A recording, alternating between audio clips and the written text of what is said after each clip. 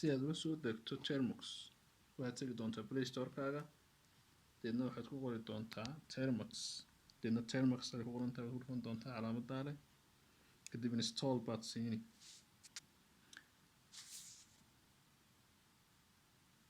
adira sugi marka uu dhameeyo waxaad siin open baad odhan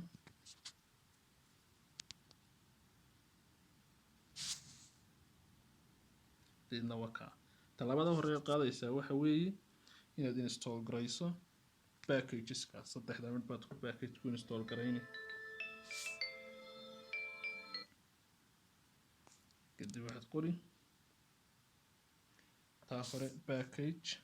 install root repo baad qorita koowaad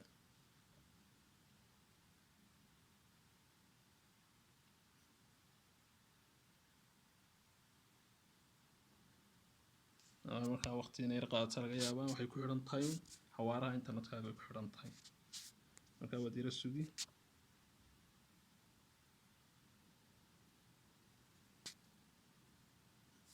inoo dhameeyey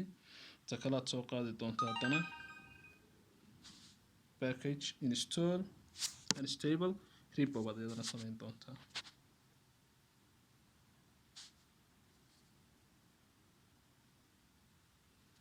unstable hyphen repo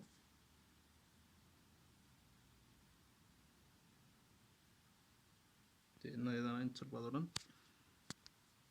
markaa inoo install gareeyay iyadana haddana ta saddexaad baad soo qaadi package install degas 11 hyphen repo taas haddana install ku samayn